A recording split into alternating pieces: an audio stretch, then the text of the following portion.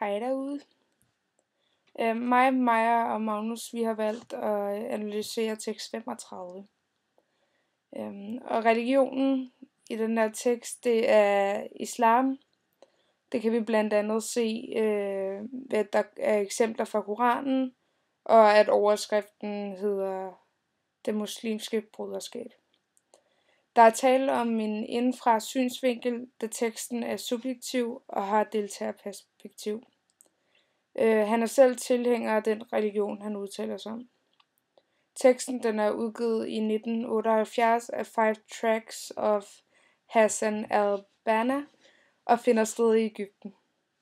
Genren i denne tekst er tale, da afsenderen direkte henvender sig til en kendt modtager, og den er tiltænkt øret. Hensigten med den her tekst det er at være vejledende. Teksten tager emnet op om sammenblanding mellem stat og religion. De vil gerne have 100% teokrati. Taleren vil gerne have, at det muslimske broderskab skal være med til at sprede deres ideologi.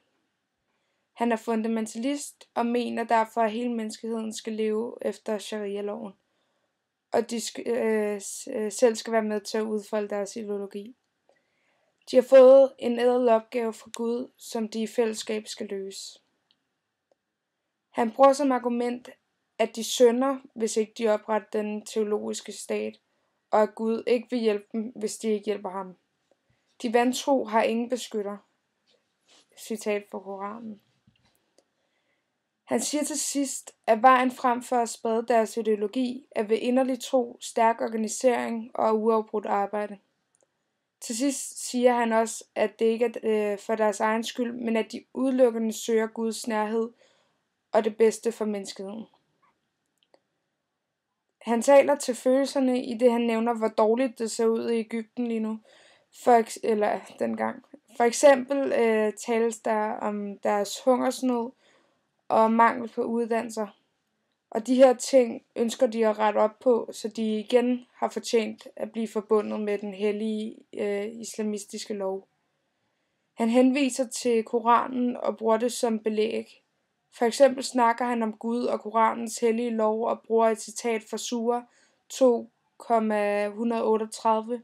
Hvem kan bedre give mening end Gud, og vi er hans tjenere.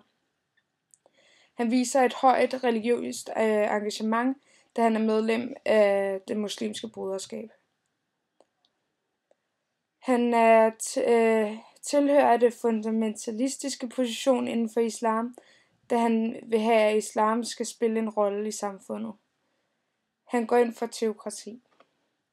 Til sidst så vil vi gerne sammenligne den her kilde med Nasakata, som står i modsætning til taleren i tekst 35, da han er sekularist, hvilket vil sige, at islam er noget personligt, og han gerne vil adskille stat og religion. Han efterligner Vesten og mener, at sharia er en generel inspiration i det private liv.